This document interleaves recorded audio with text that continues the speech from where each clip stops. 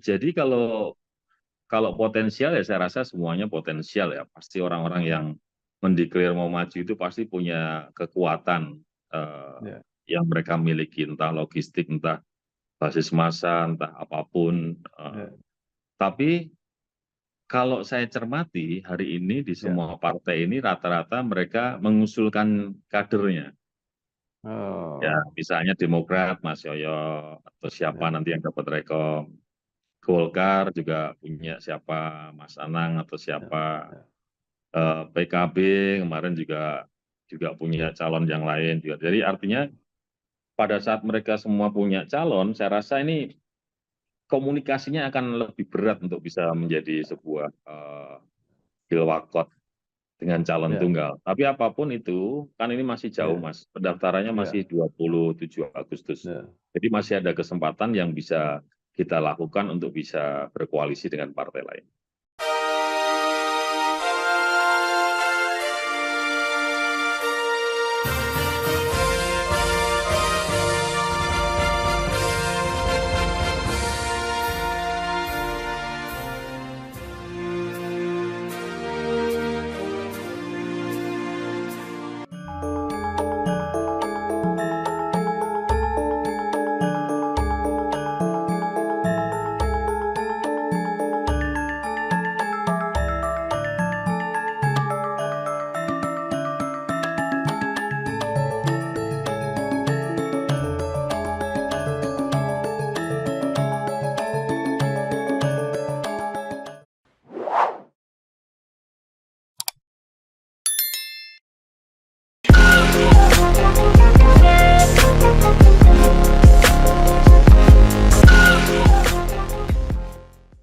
Assalamualaikum warahmatullahi wabarakatuh. Bersama saya Bambang Sadiono di kanal Inspirasi Jawa Tengah. Mudah-mudahan kanal ini selalu bisa memberi inspirasi, motivasi, dan edukasi. Kami sedang mempersiapkan beberapa video wawancara untuk ikut memantau dinamika kabupaten kota dalam menyongsong pilkada serentak, termasuk pemilihan wali kota dan wakil wali kota di Semarang. Saat ini saya bersama dengan orang yang sangat penting untuk kota Semarang, Enggak lah, yaitu Mas. Dr. Haji Indrar Priyadi, SEMM. Sekarang Iya. jabatannya adalah Kepala Lembaga Kebijakan Pengadaan Barang dan Jasa Pemerintah, LKPP. Apa kabar Pak Endi? Mas Bambang, selamat malam semuanya yang menyaksikan podcast. Terima kasih. Ya. Pak Endi ini lahir di Semarang 30 Maret 1971, S1 diselesaikan di Unika Sugiya Pranata, S2 dan S3 di Undip, berkarir bidang politik, bergabung dengan PDIP, pernah menjadi anggota DPRD Jawa Tengah 2009-2014, tapi di tengah jalan kemudian menjadi wakil wali kota Semarang, Iya. kemudian menjadi wali kota 2 periode, dan saat ini menjadi kepala LKPP. Nah, Pak Edi ini cukup dikenal sebagai wali kota Semarang yang berhasil. Nah, mungkin Pak Wah, Edi alhamdulillah, Mas. bisa bisa mengenang apa saja yang menurut Pak Endi menjadi sesuatu yang monumental yang selama ini sudah dilakukan di Kota Semarang. Apa ya, Mas Bambang ya? Kalau menurut saya, ya semuanya sih saya kerjakan dengan sebaik mungkin itu. Tapi yang monumental mestinya masyarakat nanti yang menyampaikan. Hanya pola saya waktu itu adalah gimana caranya dengan anggaran terbatas, saya bisa menyelesaikan berbagai problem kendala yang ada di Semarang, terutama Ya, bagaimana keluhan masyarakat itu bisa kita sikapi dengan cepat dan baik. Ya ya, kalau urusan dengan masyarakat ini kan mulai dari lahir sampai meninggal gitu ya. Nah itu ya, pemerintah, waktu itu saya coba masukkan pemerintah kota itu ada dalam setiap aspek itu. Orang melahirkan, tidak punya uang, ya dia harus bisa tetap melahirkan. Ada namanya UHC waktu itu, Universal ya, Health Coverage. Semuanya gratis asal mau dirawat di kelas 3. Sekolah juga gitu, kita gratisin. Kemudian mau kerja, kalau belum jadi pegawai, ada kredit wibawa, kredit dengan bunga 3% per tahun. Mungkin waktu itu bunga termurah di Indonesia.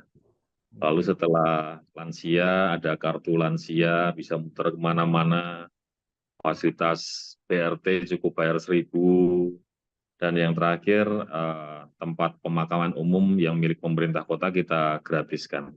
Jadi jangan sampai masyarakat yang tidak mampu itu bingung mau menguburkan saudaranya di mana. Itu kurang lebih yang pernah saya lakukan seperti itu. Kalau yang fisik-fisik ya saya rasa masyarakat bisa menilai sendiri. Ada yang bilang bagus, ada yang bilang enggak, ya monggo. Tapi kita Ya, lakukan berdasarkan masukan masyarakat.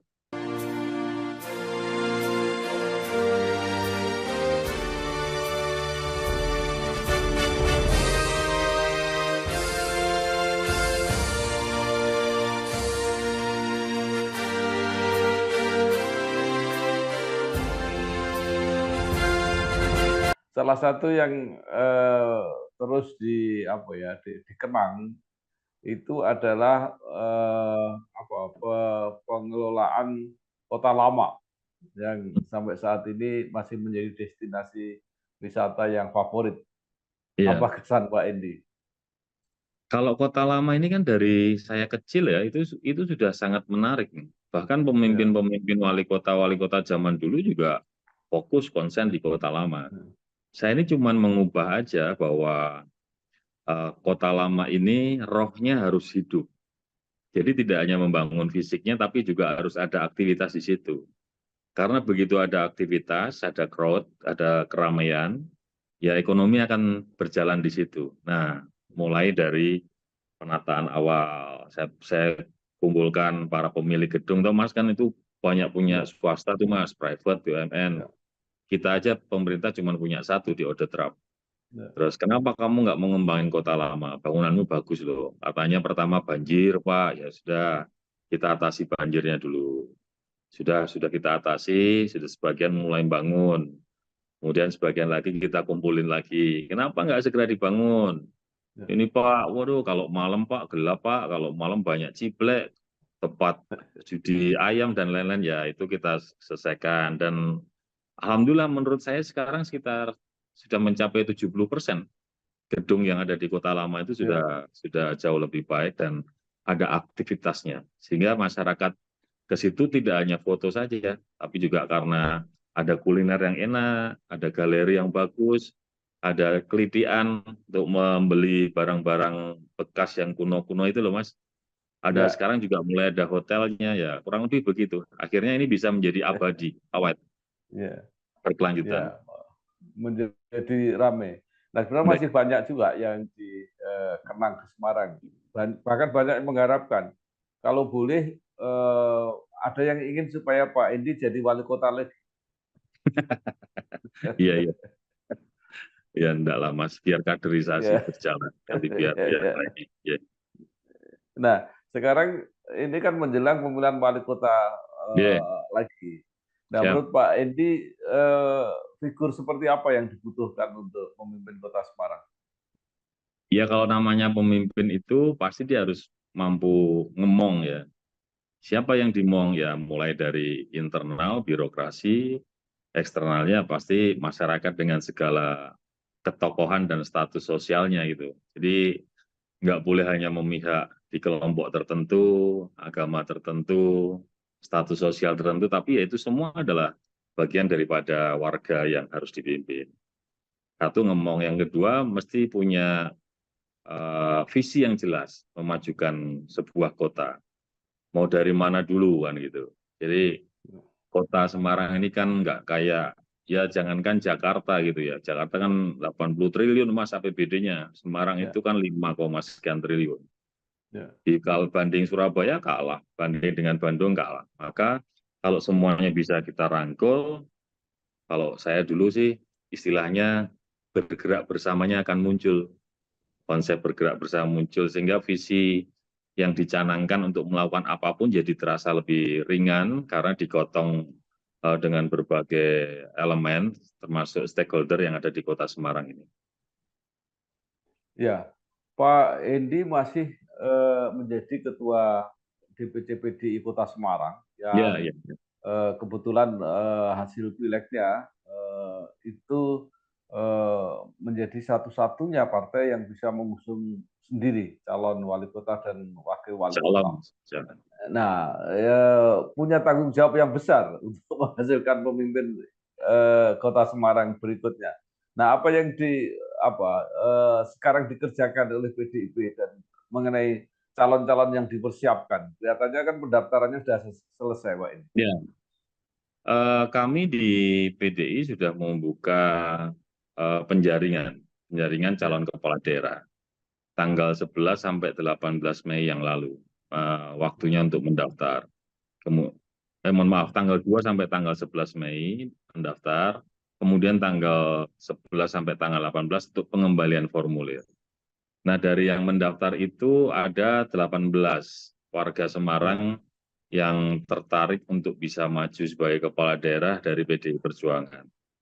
Komposisinya ada 4 bakal calon wali kota dan ada 14 bakal calon wakil wali kota. Setelah ini kita akan ajak teman-teman yang 18 itu pada saat mereka sudah mengembalikan formulir, ketemu dengan struktural kami, Mas. Dari DPC, PAC, mungkin sampai ranting, nggak sampai anak ranting. Mereka kita minta untuk ya 10 menit lah berkenalan sekaligus menyampaikan kira-kira Semarang digawe piye nih dengan tadi. Gitu. Nah, harapannya kemudian ada masukan dari teman-teman sampai di tingkat bawah itu tentang hal-hal yang kemudian harus didengar oleh DPP. Karena apapun keputusannya adalah di Dewan Pimpinan Pusat PDI Perjuangan. Tahapannya setelah itu target kami di tanggal 25 Mei kita serahkan nama-nama bakal calon tadi kepada DPD dan DPP PDI Perjuangan supaya segera diturunkan rekomendasi.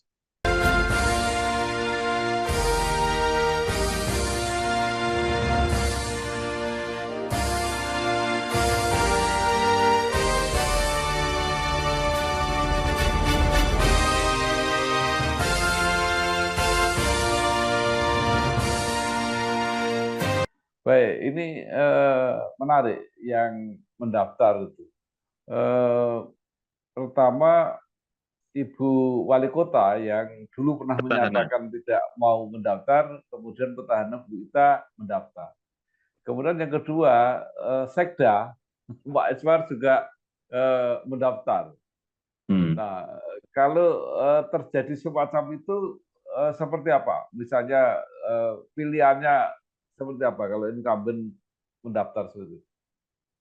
Oh ya, ya masing-masing warga negara Indonesia, khususnya yang tinggal di Semarang itu kan punya hak yang sama terhadap proses pemilu kada kali ini. Nah, kami juga sangat terbuka untuk umum, artinya meskipun kami punya petahana, Bu Ita, tapi pada saat ada Pak Sekda atau siapapun yang merasa sangat berharap juga bisa maju dari PDI Perjuangan, peluang itu ada.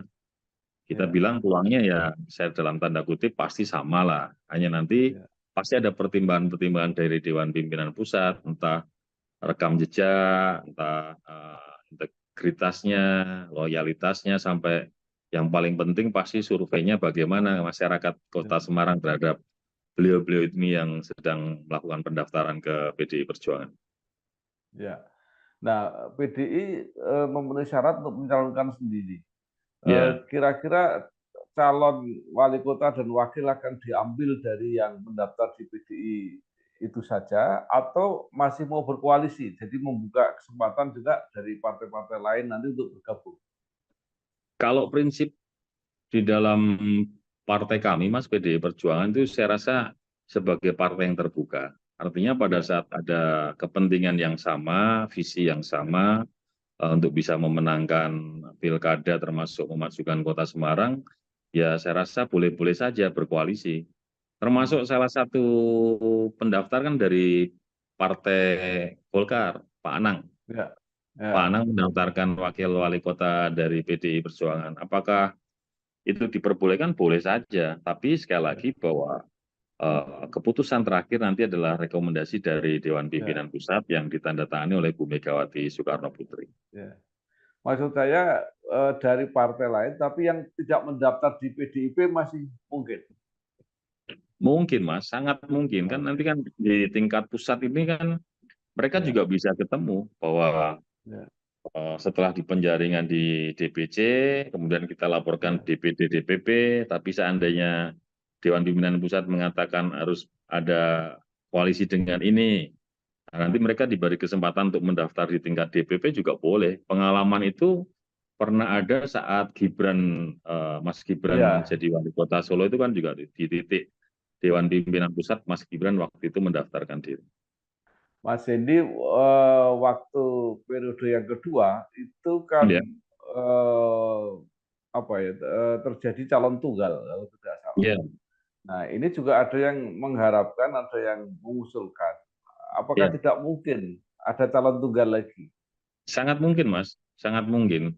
Karena memang dengan calon tunggal ini ada, ya apa ya, maksudnya itu ada koalisi besar semua partai politik yang kemudian berbicaranya adalah bagaimana kemudian setelah pilihan ini langsung membangun. Karena kan Ya, nggak ada kompetisi yang ketat.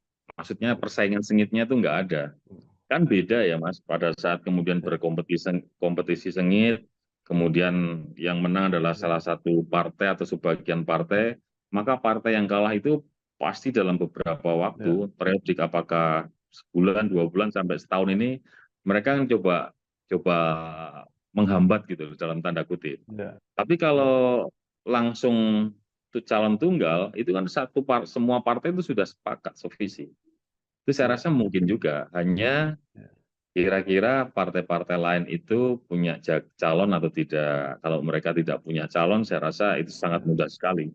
Tapi kalau pada ya, saat mereka punya calon, punya kepentingan yang lain, ya itu kayaknya komunikasinya perlu energi yang sangat besar itu. ya. Kalau menurut pengamatan Pak Edi, Ya, ada nggak apa calon-calon yang juga sangat potensial untuk maju?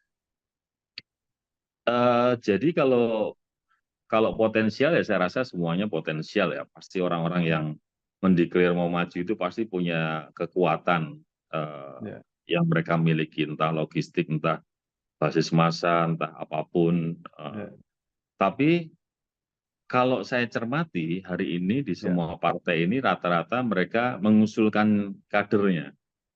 Ya, Oh, misalnya Demokrat, Mas Yoyo, atau siapa ya, nanti yang dapat rekom. Golkar juga punya siapa, Mas Anang atau ya, siapa. ya, PKB kemarin juga juga punya calon yang lain juga. Jadi artinya pada saat mereka semua punya calon, saya rasa ini komunikasinya akan lebih berat untuk bisa menjadi sebuah bilwakot dengan calon ya, tunggal. Tapi apapun itu, kan ini masih jauh, ya, Mas. Pendaftarannya masih ya, 27 Agustus. ya. Jadi masih ada kesempatan yang bisa kita lakukan untuk bisa berkoalisi dengan partai lain. Kalau pengalaman Pak Endi, Ya. bagaimana mengkondisikan waktu itu bisa menjadi calon tunggal? Nah, waktu itu pengalaman saya memang memang unik gitu ya, Mas ya. Ya, Saya pernah didatangi beberapa partai, ada yang menawarkan wakil, ada yang menawarkan waktu itu, mohon maaf ini saya buka, tapi saya tidak ya, menyebut partainya, menawarkan pasangan boneka dan lain-lain. Saya bilang ya, enggak lah, ya, ayo kita berkompetisi. Monggo, ya, saya pokoknya siap aja berkompetisi.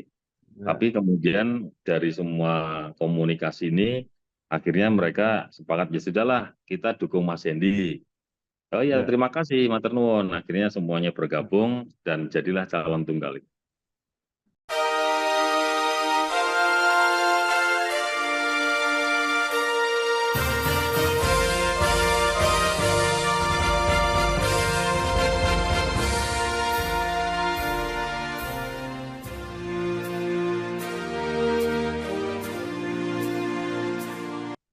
Ya, luar biasa.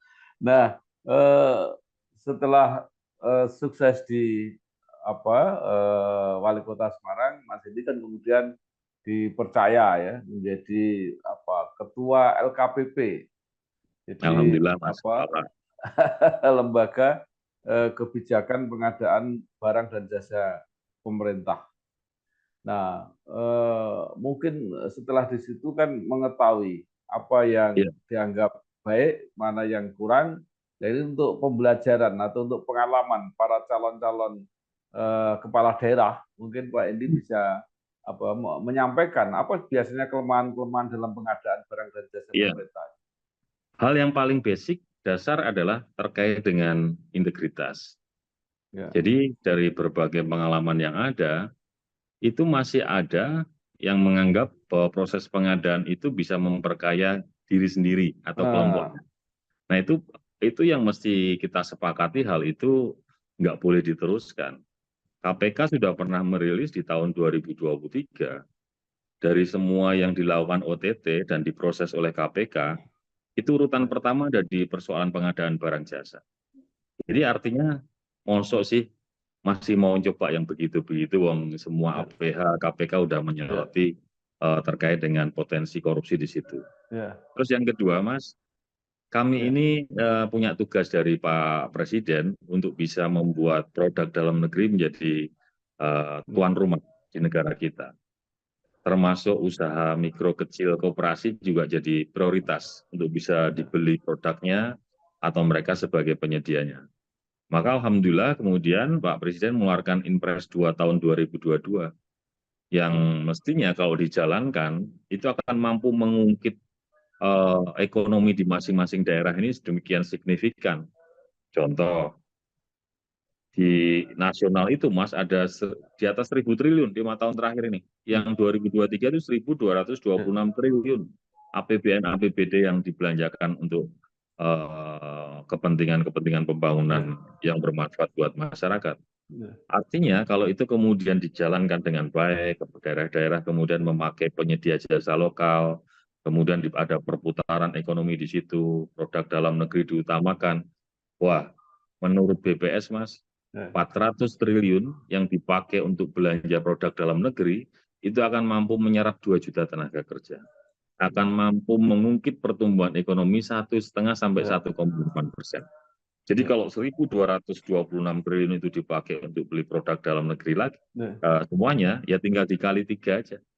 Maka akan ya, mengurangi pengangguran, akan mampu mengungkit pertumbuhan di masing-masing wilayah.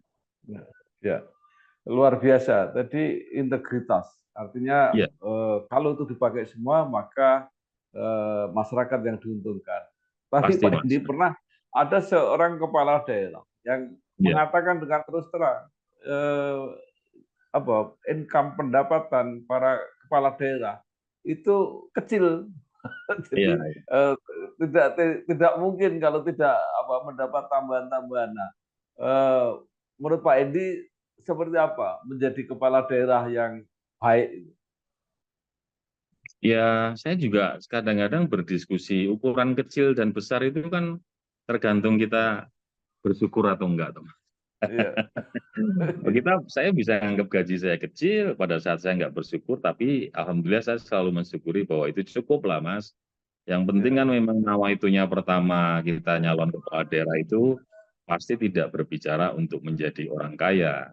iya, Karena kalau orang kaya ya jangan jadi kepala daerah, jadi pengusaha kan itu. iya, Maka kalau zaman saya hal-hal yang masih bisa kita kita terima dalam bentuk sebagai sebuah hak itu ya yang ini aja, yang legal aja.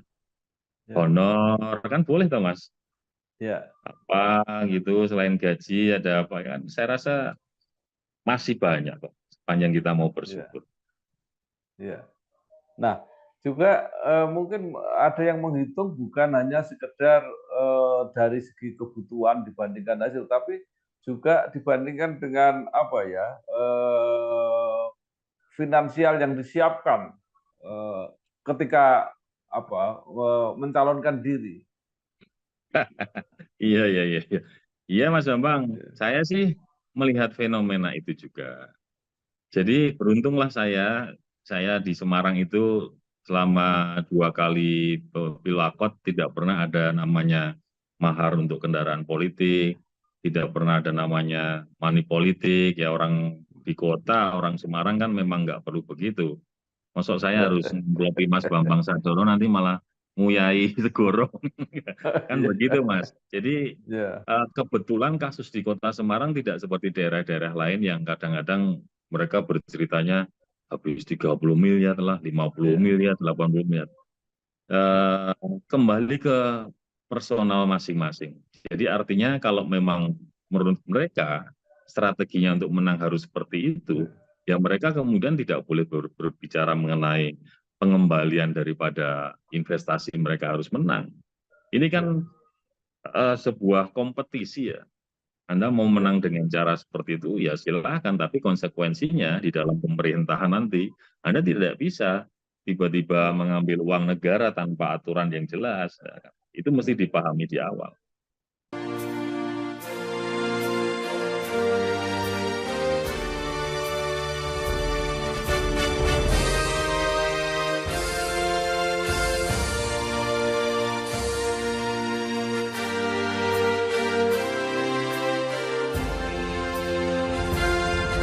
Iya. Nah, sekarang kalau merangsang untuk menggunakan produk dalam negeri, Ya, sebenarnya untungnya apa kalau belanja barang-barang impor misalnya? ya. Saya turun ke beberapa daerah dan beberapa kementerian saya sempat sosialisasi.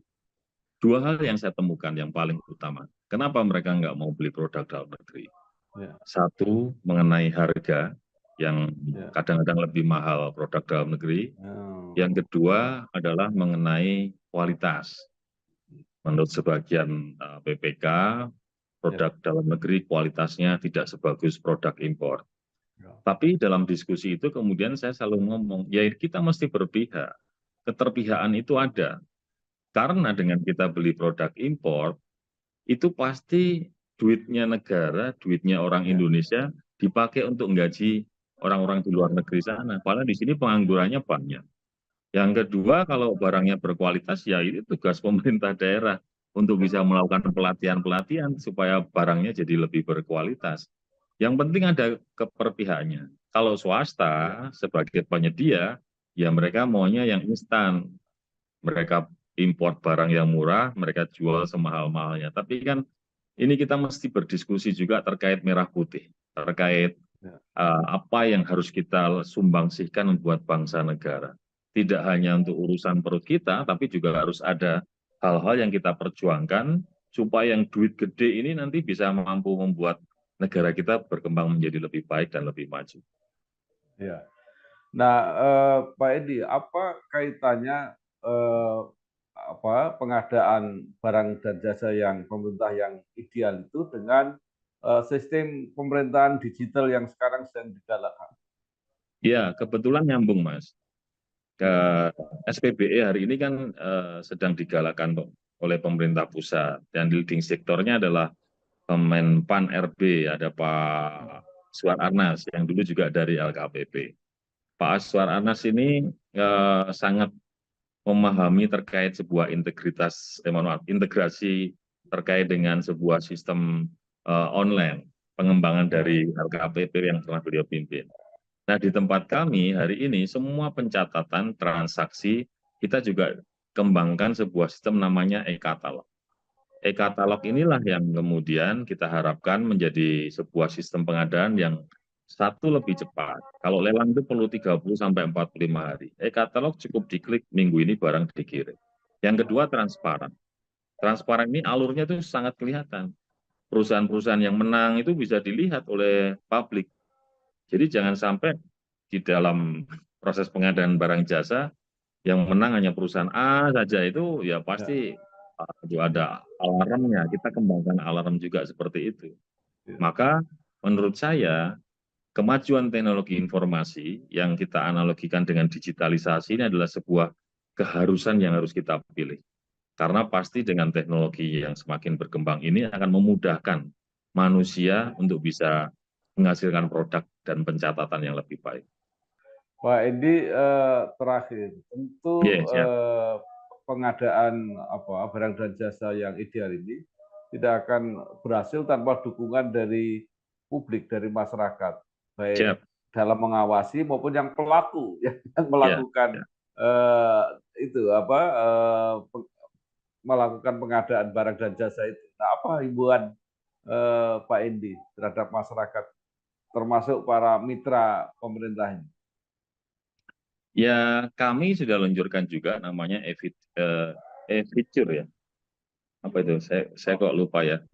Jadi ada empat transaksi yang sering dilakukan orang-orang yang biasanya berpotensi korupsi. Satu, pemenangnya itu-itu saja, perusahaan itu-itu saja. Kedua, kalaupun perusahaannya berbeda-beda, nama direksi atau komisarisnya selalu itu-itu saja. Ya. Yang ketiga, sebelum bertransaksi, tiba-tiba sebuah harga di katalog itu dinaikkan. Kemudian setelah ditransaksikan, kemudian diturunkan lagi. Kemudian yang empat yang sering juga terjadi adalah terkait dengan produk, misalnya sudah ada produk mineral yang tayang, tapi tiba-tiba ada produk yang baru tayang seminggu kemarin sudah langsung dibeli dalam volume banyak. Nah, pada saat empat itu terjadi di dalam sebuah proses pengadaan barang jasa, katalog ini akan memberikan alarm, memberikan sinyal kepada inspektur masing-masing pemerintah daerah dan kementerian lembaga, supaya kemudian mereka menindaklanjuti. Dan sinyal atau alarm dari katalog itu juga kita teruskan ke APH. Ada ke kejaksaan, ada kemudian kepolisian, termasuk di KPK. Jadi pada saat inspektur kemudian sudah tindak lanjuti, oh ternyata memang perusahaannya itu saja, tapi alasannya masuk akal, nggak ada potensi korupsi, ya saya rasa mungkin sepanjang alasannya jelas boleh. Tapi pada saat kemudian alasannya tidak jelas, nanti kalau tidak ditindaklanjuti inspektur, APH akan masuk. Ya. Audit ya, audit. Ya. Baik, terima kasih sekali Bapak Ya. Dr. Haji Indrar Prihardi, Siap, SEMM, Mas Bambang, Kepala terima kasih. LKPP.